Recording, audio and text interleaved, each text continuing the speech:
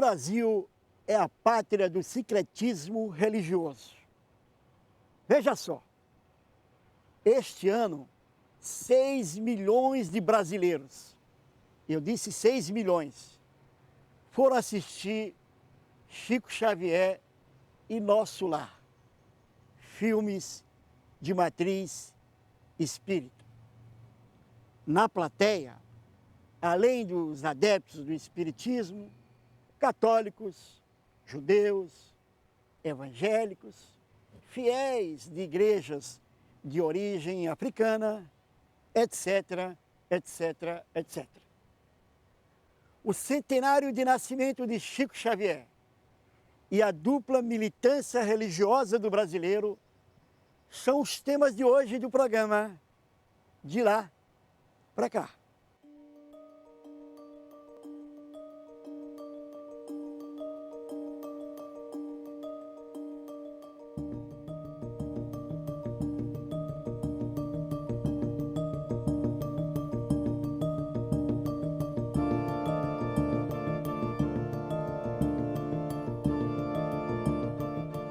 A doutrina espírita fundada por Allan Kardec na França em finais do século XIX queria pesquisar e comprovar a existência do mundo espiritual.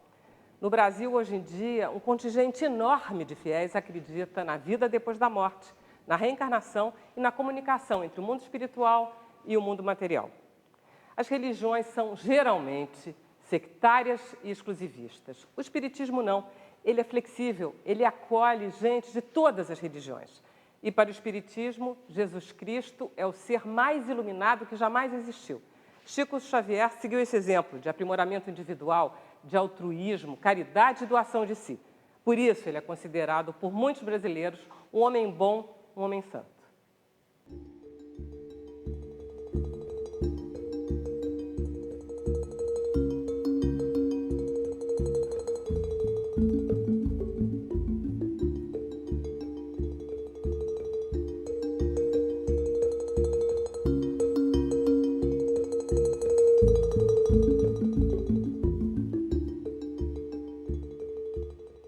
O jornalista e escritor Marcel Souto-Maior é autor do livro As Vidas de Chico Xavier, que deu origem ao filme do Daniel Filho. E o Marcel conheceu o Chico, ele fez essa biografia a partir do próprio Chico. Quais são as qualidades do Chico como ser humano? Eu acho que são paciência, muita, doação, uma generosidade extrema, né? Que ele viveu para se doar permanentemente, do início ao fim da trajetória dele. E uma outra qualidade muito rara e difícil, que é a aceitação.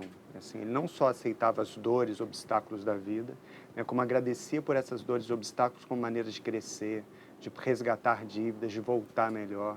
Né? E uma outra marca, que é a marca, eu acho que é número 1, ele tinha um sentido de missão extrema. Qual era a missão dele? A missão dele era difundir o espiritismo e a prática da caridade no Brasil. Então, ele viveu para cumprir essa missão. E o que você pode me contar da vida do Chico? Se eu puder resumir a trajetória rapidamente, assim, a história de um menino pobre, mulato, filho de pais analfabetos, nascido no interior de Minas, que primeiro vira um escândalo nacional, quando passa para o papel mensagens atribuídas aos mortos, né, poetas como Castro Alves, por exemplo, Olavo Bilac, e que depois de muito tempo ao longo da vida, né, depois de ser atacado, perseguido, processado, insultado, humilhado, ele se transforma num ídolo popular, num mito.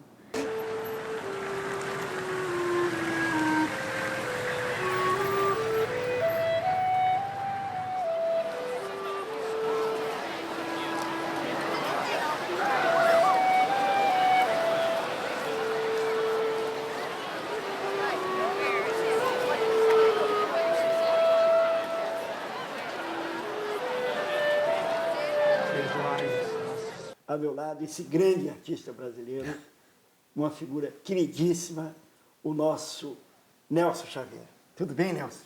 Tudo certinho? Depois desse elogio todo, eu não sei como é que eu vou ficar, mas... Ô, Nelson, me conta aí um pouco esse negócio. O filme sobre Chico Xavier foi assistido por 3 milhões, quase 4 milhões de pessoas. Você, como artista que fez, enfim, dezenas de filmes, né? Fez 60 filmes, mais de 60 filmes. Como é que você explica esse sucesso todo? Eu não sei, porque eu não conhecia o Chico, né? Antes do filme, eu só tinha notícia da existência dele. Assim. Nunca tinha me detido. Sabia do espiritismo, respeitava, minha mãe era espírita. Mas eu nunca tinha dado atenção. A partir do momento em que eu comecei a saber da história dele, foi muito antes do filme, né? Porque tem que contar isso.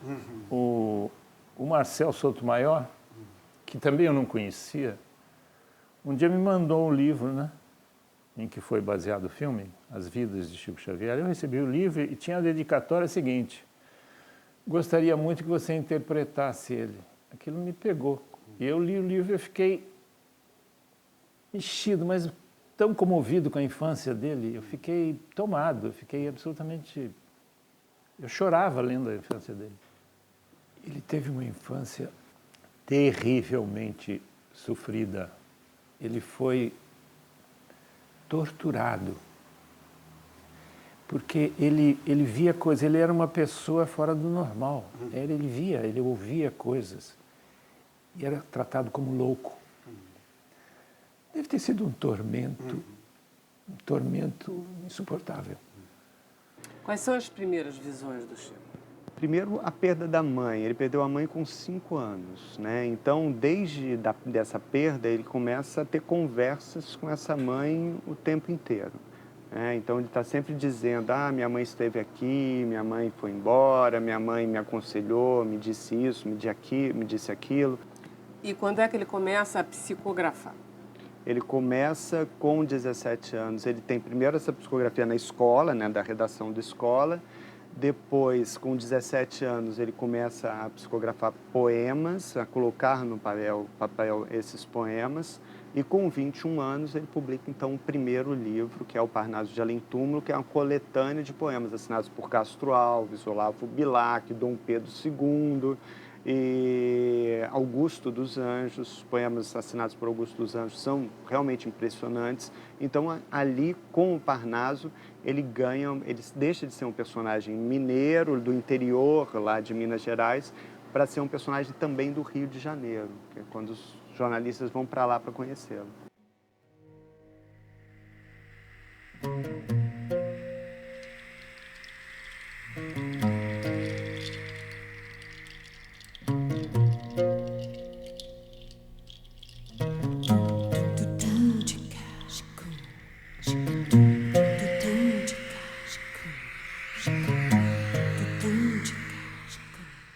Você seria capaz de nos dar uma fala desse filme? Numa sessão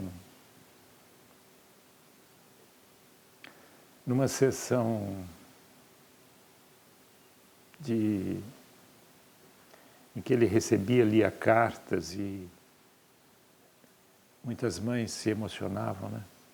Há uma mãe, essa frase sempre me emocionou muito. Há uma mãe que, entre as muitas que aparecem no filme, que diz que, eu não me lembro o que ela diz, mas ela reclama que o filho perdeu o filho e ele diz, não, minha filha. Acho que ele disse, ele não morreu. Ele hoje é um apóstolo de Cristo. Assim como nós perdoamos.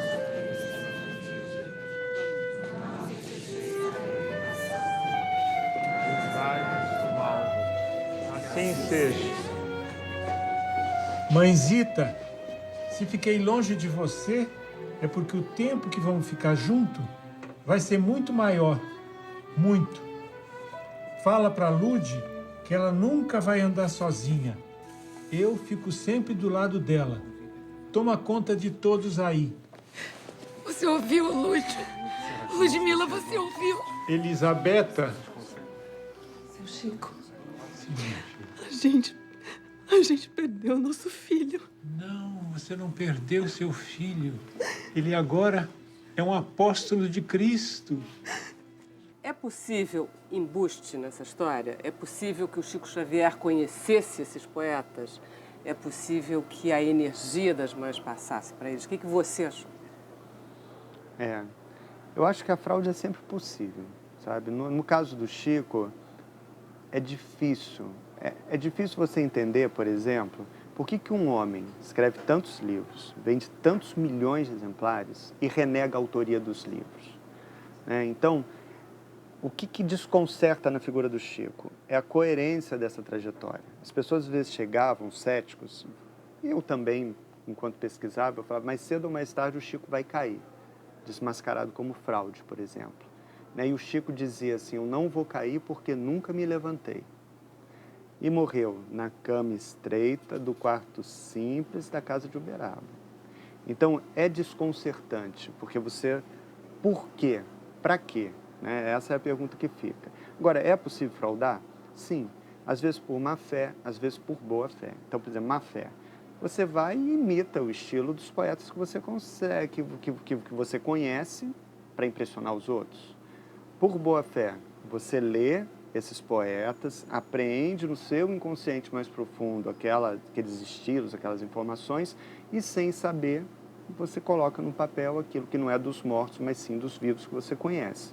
Então, por exemplo, o Chico ele leu esses poetas, ele nunca renegou que fosse Agora, eram mais de 400 comunicantes, então ele dizia que alguns desses comunicantes ele nunca tinha lido, com estilos muito parecidos, às vezes idênticos aos escritores vivos, reais.